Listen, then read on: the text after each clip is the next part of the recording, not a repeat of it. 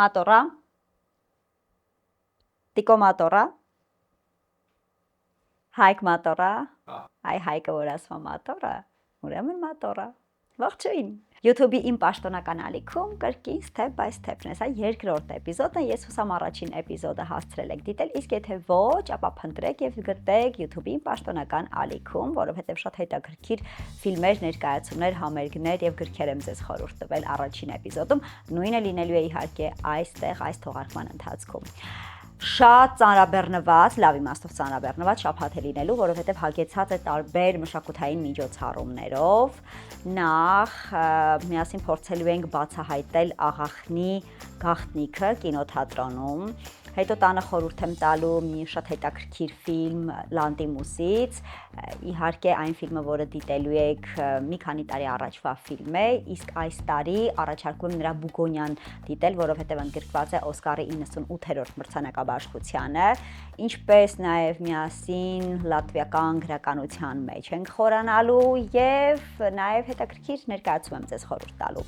Առաջարկում եմ պատրաստել ձեր սուրճը, թեյը, գինին, այն ինչ որ սիրում եք լավ հաղորդում դիտելիս եւ միանալ ինձ։ Մի լարվիր, որովհետեւ վստահ եմ, որ մեկ շաբաթվա ընթացքում հասցնելու ես այս ամենը անել, դե եթե իհարկե մանր-մունր բաների հետևից չընկնես։ Մանր-մունր բաների հետևից արժի ընկնել միայն արվեստի մեջ, իսկ կյանքում աշխատեք ֆոկուսը բերել ավելի խոշոր բաների վրա։ Չնայած կարող եք կյանքի իմ խորհուրդներին չհետևել, բայց առաջարկում եմ հետևել իմ այն խորհուրդներին, որոնք ես կտամ առաջիկա կես ժամվա ընթացքում։ Դե ինչ, վերցրու թեյդ կամ սուրճդ կամ գինիդ կամ գուցե գարեջուրդ եւ սկսիր դիտել step by step-ը։ Գնաց, հոպա, հոպա, հոպա, այ, հոպ, հոպ, հոպ, դու ես շաբաթ ինչ պլաններ ունես։ Իրականում ազատ եմ, ինչ-որ հետաքրքիր պրեմիերա կա։ Այո, պրեմիերա չի, մի ֆիլմ է, որ արդեն տևական ժամանակ է գնում է բոլոր կինոթատրոններում, բայց հավանաբար այն պատճառով, որ պահանջարկը մեծ է, շարունակում են սեանսները։ Ու եթե դու, ինչպես եւ դուք սիրում եք ֆիլմեր, որտեղ ոչ մի կերպ չես կարողանում գուշակել թե հաջորդ էպիզոդում ինչ է լինելու եւ սիրում եք սուր զգացողություններ, մոտավորապես այնպես ինչպես Հարսնաքույրերը կամ մի սովորական խնդրանք ֆիլմերն են, ապա առաջարկում եմ Փոլ Ֆայգի Աղախինը դիտել, բաց չթողնեք, հետո ինձ շնորհակալություն կասեք։ Երիտասարդ գեղեցկուհի Միլին փորձելով փախչել իր անցյալից ու թաքցնելով օրենքի հետ ունեցած խնդիրները, աշխատանքի է անցնում Վինչեսթեր ընտանիքի առանձնատանը։ Նրան դիմավորում է առաջին հայացքից բարեհամբույր թվացող Նինա Վինչեսթերը, որը մեծ սրտով Միլիին առաջարկում է աղախին աշխատելու համար տեղափոխվել իր տուն եւ դառնալ իր ընտանիքի մի մասը։ Թվացյալ խաղաղ ընտանիքը կարճ ժամանակ անց Միլիին տհաճ անակնկալներ է մատուցում։ Նրա սենյակի դուռը միայն դրսից է կողպվում։ Երեխայի սենյակում դրված է կասկածելի խաղալիք տուն, վախենալու տիկնիկներով։ Իսկ Նինան կարծես թե հավասարակշռությունը շուտ կորցնելու հակում ունի։ Միլին անկախ իր կամքից մասնակից է դառնում կոնֆլիկտային ու անառողջ ընտանեկան դրամաների։ Դրանից հեռու մնալու փորձը հաճախ հակառակ էֆեկտն են տալիս ու դարձնում նրան տան տիկնոջ թիրախը։ Միլին ստիպված է հանդուրժել ընտանիքի երեխայի սառը վերաբերմունքը, կնոջ քմահաճույքները, տարօրինակ այգեպանի հանելուկային խոսքերը եւ բոլորից գաղտնի պահել իր անձնական խնդիրները։ Ողջ տան միակ adekvat բնակիչը կարծես թե չշփվող ամուսինն է, բայց պետք է հիշել, որ աղախինը ֆիլմում ոչինչ այն չէ, ինչ առաջին հայացքից թվում է։ Ֆիլմը գրեթե ամբողջությամբ նկարահանվել է մի առանձնատան տարածքում, ինչը հնարավորություն է տվել դերասանական կազմին շատ ժամանակ անցկացրել ու արագ կապվել իրար հետ։ Նկարահանման հրապարակից նաև անպակաս է եղել ֆիլմի սցենարի աղբյուրը՝ Աղախինը վեպը, որպեսզի պրոդյուսերները պարբերաբար հետևեին օրիգինալ տեքստին։ Ֆիլմը հիմնված է Ֆրիդա Մկֆադենի համանուն վեպի վրա եւ դուք կարող եք նաեւ մի բեսթսելերով ավելացնել եւ մեծացնել ձեր գրադարակը, ինչպես նաեւ կարող եք ընթերցել, հետո ֆիլմը նայել եւ մանրուքների վրա ուշադրություն դարձնելով հասկանալ, թե ինչով էին տարբերվում իրարից այս երկու ստեղծագործությունները։ Ֆիլմում նկարահանվել են երկու հոլիվուդյան դերասանուհիներ՝ Ամանդա Սայֆրեդը, ով Օսկարի հավակնորդ է, եւ Սիդնի Սուինին, սոցիալական մեդիայի ամենասիրելի կերպարներից մեկը։ Եթե ուզում ես ֆիլմի հետ ավելի լավ ծանոթանալ, ապա նկարագրության բաժնում մենք կտեղադրենք հղումներ, որտեղից կարող ես այլ ավելի շատ ինֆորմացիա ստանալ եւ հետո գնալ եւ դիտել ֆիլմը Երևանի կինոթատրոններում։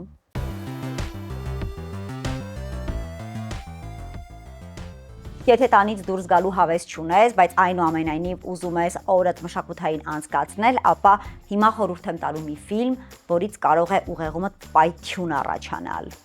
Այո, ամեն անգամ, երբ ռեժիսորական աթոռին Յորգոս Լանտիմոսն է, իսկ տեսախցիկի առաջ Էմմա Սթոունը, այստեղ մենք բոլորս հանձնվում ենք, որովհետև գիտենք, որ իսկապես ֆանտաստիկ մի բան է լինելու։ Իդեպ խորհուրդ եմ տալիս Poor Things-ը կամ հայերեն տարբերակով Խեղճ ու կրակները դիտելուց հետո անպայման գտնել Լանտիմոսի երկու հաջորդ ֆիլմերը, որոնք նկարահանվել է Խեղճ ու կրակից հետո, հատկապես Բուգոնյան փորձեք դիտել, որովհետև այս տարվա Օսկարի հավակնորդներից է։ Ֆիլմի գլխավոր հերոսը Բելա Բաքսթերն է, երեխայի ուղեղով եւ հասուն կնոջ մարմնով բժշկական էքսպերիմենտ։ Նա կարճ ժամանակում անցնում է մարդու կյանքի բոլոր փուլերով, մանկությունից մինչև հասունություն։ Այս ճանապարհին նա հանդիպում է տարբեր արժեհամակարգերի տեր մարդկանց, մարմնավորում է մարդուն բնորոշ բոլոր հատկանիշները՝ ազատասիրություն, ցանկասիրություն, խիղճ եւ այլն։ Բելան զարմանում է կանանց ու տղամարդկանց աշխարհայացքների տարբերությունից։ Նա կարիք չի զգում հասարակության կողմից կանանց համար ստեղծված կանոններին ու նորմերին հետևելու։ Սրա շնորհիվ ծնվում են մի քանի տեսարաններ, որոնք ֆիլմը դարձնում են շատ սարկաստիկ ու համեմում այն յուրահատուկ հումորով,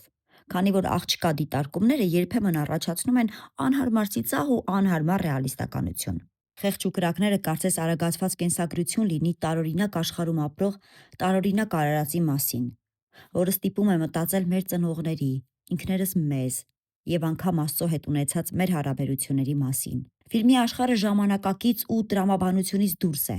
Հագուստներն ու երաժշտությունը ներառում են էլեմենտներ տարբեր ժամանակաշրջանից։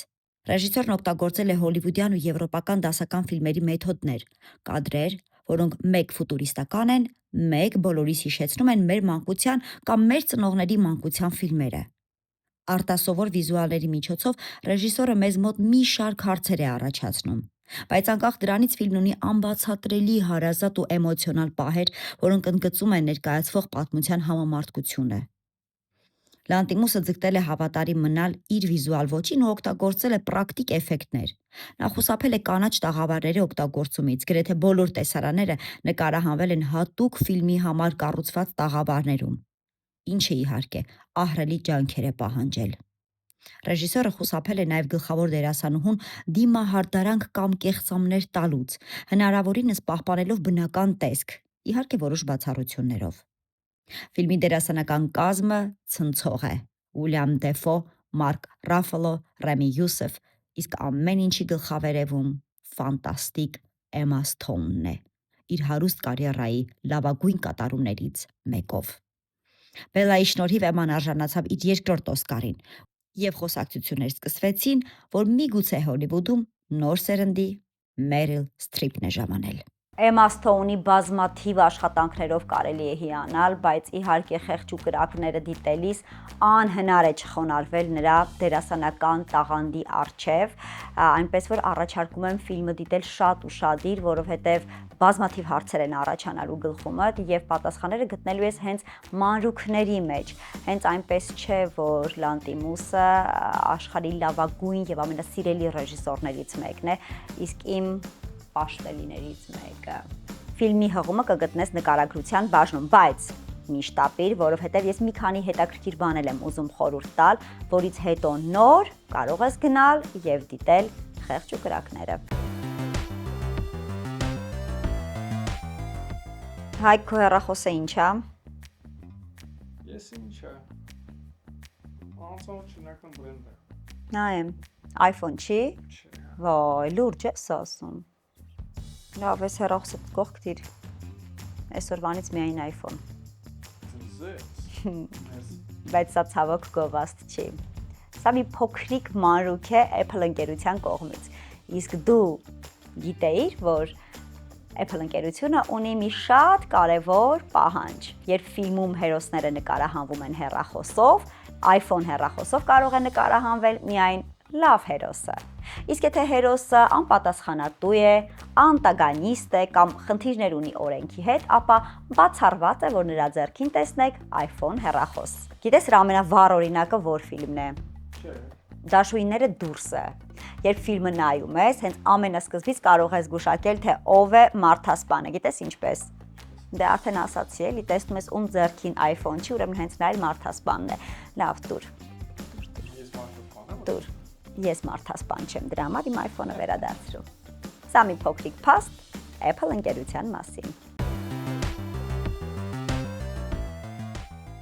Ինչ հաճելի է, որ ինձ հետևում են մարդիկ, ովքեր սիրում են թատրոն հաճախել եւ դիտել տարբեր ներկայացումներ։ Իդեպ մեծ սիրով ուզում եմ շնորհավորել Սոս Սարգսյանի անվան համազգային թատրոնի ամբողջ անձնակազմին եւ հանդիսատեսին, որովհետեւ թատրոնը վերջապես ունի սեփական շենք։ Ես շատ շուտով կգնամ ներկայացում նայելու եւ այն մարդիկ, ովքեր հետևում են ինձ տարբեր սոցիալական էջերում, վստահ եմ, որ կուրախանան տեսնելով տեսանյութերը եւ լուսանկարները հենց թատրոնի շենքից։ Շարունակելով թատրոնի թեման, ուզում եմ ներկայացնել Հակոբ Արոնյանի անվան երաժշտական կոմեդիայի պետական թատրոնում մի հրաշալի պրեմիերա։ Ներկայացումը կոչվում է Բլոկադա։ Պրեմիերան տեղի կունենա փետրվարի 23-ին եւ 24-ին։ Ներկայացումը պատմում է մի արցախցի ընտանիքի պատմություն, որը Ստեփանակերտում շրջափակման մեջ է, բայց իր հարկի տակ հյուրընկալում է պատերազմի վետերանին եւ իր հարազատներին։ Ռեժիսորական լուծումների եւ ձգված դադարների միջև առաջանում է մի մթնոլորտ, որտեղ կարծես ժամանակը կանգ է առել։ Հերոսներն ինչ-որ առումով տարբեր աշխարհներից են, բայց այս դեպքում բոլորին կապում է հույսի եւ անորոշության զգացողությունը։ Ներկայացումը ստիպում է մեզ զգալ պատերազմական գոտում ապրող մարդկանց անելանելի ու անարդար դրությունը։ Մենք տեսնում ենք ոչ թե պատերազմ, այլ տեսնում ենք պատերազմի հետքերը մարդկային հարաբերությունների եւ ճակատագրերի վրա։ Հրաժեշտ, որը կարող է լինել վերջինը, եւ սպասում, որը դառնում է անտանելի։ Բեմադրիչը հանդիսատեսին հաջողության փոխանցում է ժամանակի մեջ խրված լինելու զգացողությունը։ Կերպարների փոխհարաբերությունները բարդ են ու խոցելի։ Սա ներկայացում է մեր ցավի ու տոկունության մասին, որը հնարավոր չէ դիտել առանց արցունքների։ Այս գործի գոյությունը մեր օրերում հիշեցնում է այն մասին, որ բոլոր ժամանակներում եւ բոլոր մայրցամաքներում մարդկային կյանքերը կարող են վտանգի տակ հայտնվել, եւ անտարբերությունը դրան նպաստող ամենամեծ գործոնն է։ Ներկայացումը սցենարիստ Անի Մաղաքյանի առաջին պիեսի բեմականացումն է։ Ռեժիսորը Սեթրա Գոջամանյանն է։ Դերասանական կազմում են Շանթ Հովհաննիսյանը, Մարջան Ավետիսյանը, Մարիամ Ալեքսանյանը, Վաչե Երիցյանը, Բորիս Մելքոնյանը եւ Էլեն Գևորգյանը։ Ներկայացման տոմսերը կարող եք գնել Ticket System-ի միջոցով, մուտք գործելով ticketsystem.am կայք կամ էլ ներբեռնելով հավելվածը, որը նախատեսված է եւ iOS եւ Android համակարգերի համար։ Ընդամենը մի քանի քլիկ եւ տոմսը ձեր հեռախոսի մեջ է։ Այստեղից կարող եք գնել ոչ միայն ներկայացումների, այլ նաեւ համերգների եւ ֆիլմերի տոմսեր, ոչ միայն Երևանից, այլ նաեւ մարզերից։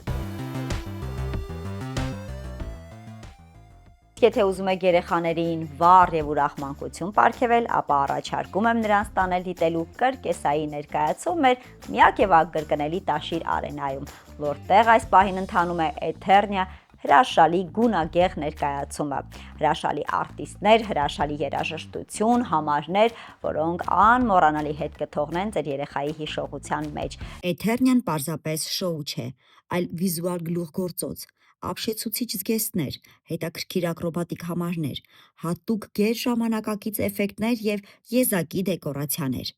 Արտիստների նրբագեղությունը, ուժը եւ խիզախությունը ջնջում են ֆիզիկական աշխարհի սահմանները եւ ուղղորդում մեզ Էթերնիայի ֆանտաստիկ խորքերը։ Էթերնիան աշխարհ է, որտեղ իրականության սահմանները ջնջվում են եւ երևակայությունը կերպար է ստանում։ Ձեզ սպասում է պատմություն վերափոխման, սիրո եւ որոնման մասին, ներկայացված երաժշտության, լույսի ու անհավանական հնարքների լեզվով։ Հայտնվելով խորհրդավոր Էթերնիայում մի սովորական երիտասարդ հանդիպում է գեղեցիկ նիմֆային, որը նվաճում է նրա սիրտը։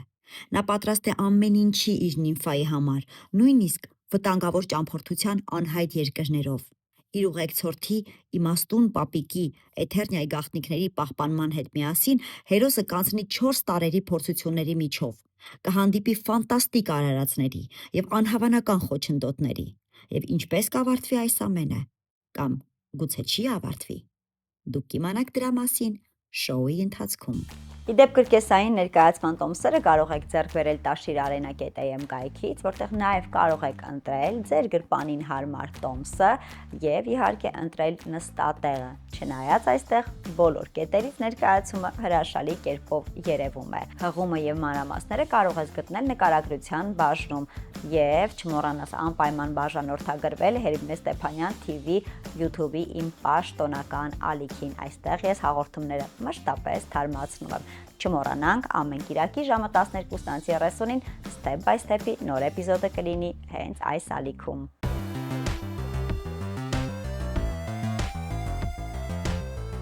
Իմ թանկագին, իմ հանճար։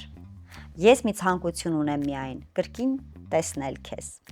Այդ միկն ինձ ոչ մի րոպե հանգիստ չի տալիս։ Ես միայն քեզնով եմ ապրում ու միայն քեզ համար։ Մայրիկն առաջինը կարդաց նամակդ, նա ասում է, քո չարը մեկնեց եւ մեր երջանկությունը գնաց նրա հետ։ Նա շատ է ցավում, որ մեկնել ես եւ հաճախ է խոսում քո մասին։ Ինչպես ես։ Ինչ ես անում հիմա։ Ինչպես եղավ որ Թիֆլիսում ես։ Սերի, թանկագինս։ Քեզ եմ ուղարկում այս թուղթը, որ պիտի ստորագրես անձնագրիս համար։ Հենց որ ամեն ինչ կարգի ընկնի, ես կհեռագրեմ քեզ եւ շուտով քո գրկում կլինեմ։ Ես անզուս փափագով եմ մտածում այն օրհնյալ օրվա մասին, երբ կրկին կհանդիպենք։ Սիրտս քեզնով էլի։ Բառերն անզոր են արտահայտելու իմ ողջ քնքշությունը։ Ցտեսություն, իմ հանճար, իմ թանկագին, քնքշորեն ջերմ ու ամբողջ հոգով համբուրում եմ քեզ, քո փոքրիկ, շատ թախծոտ Մելինե։ Գիտես Հայկ ով ա գրել եւ ում ա գրել։ Մելինե Քոչարը Երվանդ Քոչարին։ Դա մի հրաշալի սիրո պատմություն էր։ Եվ իդեպ հենց հիմա Գևորգ Գրիգորյանի Ջոտոյի թանգարանում ընթանում է մի ֆանտաստիկ ցուցադրություն, որը կոչվում է Արվեստով մի եղեն Երվանդ եւ Մելինե Քոչար։ Ես առաջարկում եմ բաց չթողնել այս ցուցադրությունը։ Նկարիչ ամուսինների ցուցանմուշները յուրատեսակ երկխոսություն են ներկայացնում։ Ակնարկներ անելով նրանց հարաբերությունների, միմյանց արվեստի վրա ունեցած ազդեցության ու ստեղծագործական process-ը համատեղ գործունեություն դարձնելու մասին։ Նրանց սիրո պատմությունը սկսվել է Փարիզում։ Երկու տաղանդավոր նկարիչ։ Մեկը արդեն հայտնի, մյուսը սկսնակ։ Փարիզ։ Մեզանից յուրաքանչյուրը կերազեր նման սիրո պատմության հերոս լինել։ Երվանդ Քոչարի արվեստին եւ դրա ժառանգությանը մենք ծանոթ էինք։ Իսկ ահա Մելինեի ստեղծագործությունները ավելի մասնագիտական նեղ շրջանակներում էին մնացել, կամ շատ ժամանակ նույնիսկ կցվում էին ամուսնու անվանը։ Բայց ահա այս ցուցադրությունը եկավ փոխելու այս իրողությունը։ Այս ցուցադրությունը առաջին անգամ հարթակ է ստեղծում ամբողջական տեսնելու Մելինեի արվեստի աշխարհը, ինչպես նաև մի փոքր այլ տեսանկյունից ծանոթանալու Երվանդ Քոչարի աշխարհին։ Մելինեի նուրբ քնարական արվեստը ձևավորվել է Քոչարի համարձակ գեղարվեստական փորձերի կողքին։ Նկարչուհին դասեր է ստացել ֆրանսիացի ավանգարդիստ Ֆերնան Լեժեի մոտ։ Սկզբնական շրջանի գործերում կարելի է նկատել, որ նկարչուհին ոգեշնչվել է ամուսնուց, բայց ավելի ուշ ձեռք է բերել սեփական ձեռագիրն ու հարելով նեոպրիմիտիվիզմին ընդգծել արվեստում հոգևորության անհրաժեշտությունը։ Նկարչուհու ժառանգությունը պահպանվել է մոր ջանքերով։ Այս ցուցահանդեսը մեզ հրավիրում է արվեստով մի եղեն զույգի երկխոսությանը։ Երկխոսություն, որը լի է սիրով եւ հաղթանակներով։ Ցուցահանդեսի մանրամասները կարող եք գտնել Ջոտոյի թանգարանի ինստագրամյան էջում, իսկ ինստագրամյան էջի հղումը մեր նկարագրության բաժնում։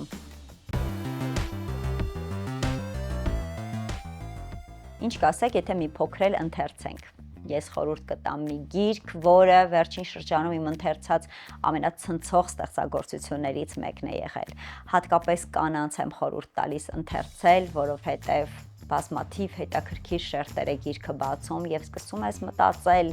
ինչ է ժառանգություն ստացել եւ ինչ է ժառանգություն թողնելու։ Մայրական կաթ, ահա այսպես է կոչվում հայտնի գրող Նորա Իքստենայի ամենահայտնի ստեղծագործություններից մեկը, որը թարգմանվել է շուրջ 35 լեզվով։ Որոշ թարգմանություններում ֆիլմը վերնագրված է որպես սովետական կաթ։ Սա պատմություն է մի աշխարհի մասին, որտեղ համակարգը փորձում է խլել մարդուց ամեն ինչ, նույնիսկ մայրական վնասը։ Գլխավոր հերոսուհին տաղանդավոր բժիշկ է, ով հրաժարվում է կերակրել իր երեխային, որպեսզի նրան չփոխանցի իր ներսի հուսահատությունը։ Մորկաթը այստեղ մետաֆոր է այն ամենի, ինչ մենք ժառանգում ենք մեր ծնողներից։ Լինի դա սեր, թե դաստիարակության զգացում։ Սա չափազանց ուժեղ եւ հետաքրքիր գիրք է նրանց համար, ովքեր ուզում են հասկանալ, թե ինչպես է հնարավոր պահպանել կապը սերունդների միջև, երբ շուրջդ ամեն ինչ փլուզվում է։ Գիրքը պատրաստի լուծումներ չի առաջարկում, բայց անկեղծորեն կարեկցում է ընթերցողին։ Մենք հաճախ մեր խնդիրների պատճառները փնտրում ենք մեր մեջ, մոռանալով, որ մեր մայրերն ու տատիկները ապրել են դաժան ժամանակներում, երբ զգացմունքների ու մանրուքների հետևից ընկնելու ժամանակ չկար։ Իսկ մեր աշխարհում զգացմունքներն ու դրանց մասին խոսելու անհրաժեշտությունը ամեն ինչ են։ Նորա Իքստենան մեզ հիշեցնում է. այսօր ազատ դառնալու համար մենք պետք է հասկանանք եւ ներենք նրանց, ովքեր մեզանից առաջ են եղել։ Բոլորովին վերջերս կյանքից հեռացած գրողը կյանքի օրոք հասցրել է մրցանակներ ու ճանաչում ստանալ։ Հենց այս գործը Լատվիայի գրական բարձրագույն մրցանակին է արժանացել։ Եթե ուզում եք անել ավելին, քան պարզապես պատմություն կարդալն է, ավելի լավ հասկանալ ինքներդ ձեզ եւ ձեր ընտանիքին, ընտրեք մայրական կաթը։ Իդեպ այս ընթացքում, երբ ես ձեզ պատմում էի գրքի մասին, դուք նաև դիտում եք սովետական կաթ ֆիլմից կադրեր, որոնք արդեն հասկացաք նկարահանվել է հենց մայրական կաթ գրքի հիման վրա։ Ես ինքս խոստովանում եմ, դեռ չեմ հասցրել դիտել, բայց անպայման բացը կլրացնեմ։ Իդեպ անցնելու եմ այն հղմամբ, որը որ կգտնեք նկարագրությունների բաժնում։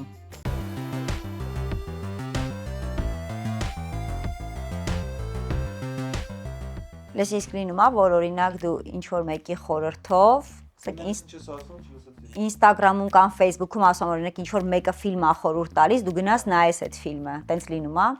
Մեկ, միշտ չէ, որտեղ կաղա լավ ֆիլմ կողջ տան, իմ պատկերացմով էլ, իմ կաշակ։ Լավ, ուզում ես հաջորդ հաղորդման ֆիլմը դու խորհուրդ տուր։ Հա, մեկ ուղղակյանցում մեր պատկերացմ։ Դու չես մտածում, դու խաղում ես էլի։ Կլինի դրա փոխարեն մի հատ ֆիլմ խորհուրդ տաս, որ մյուս շաբաթ մարդիկ նայեն։ Հա, մի հատ ֆիլմ եմ խոսանցնում, Որը։ որ տպավորվել է, չես նայել, Վիկտորիա 2013 թիվ, շվեդական ֆիլմ է, եթե չեմ սխալվում, ռեժիսորը Knut Hamsun։ Թե նորվեգական։ Իմ հիշելով շվեդական։ Իհարկե դեռ պարզ չէ, ես մյուս շաբաթվա step by step-ի ընթացքում Վիկտորիան խորհուրդ կտամ, թե այլ ֆիլմ, բայց այն, որ այս շաբաթվա համար բավականին հետաքրքիր ցանկ եմ ձեզ ներկայացրել, կարծում եմ բավական է շաբաթը մշակութային եւ հետաքրքիր անցկացնելու համար։ Շնորհակալություն, կհանդիպենք մյուս կիրակի 12:30-ին։ Всё, давай, կապանք։ Давай. Կինը, Կերակի։ Որն է սխմում, կրակ չի կրակում, այս հիմար է։ Նայնը, ոնց է կերակում։ Դմ։ Շատ ավես է։ Այն միշտ ջոյստիկը բեր խաղանք իրար հետ։ Այսը բերեմ։ Գնա թռի։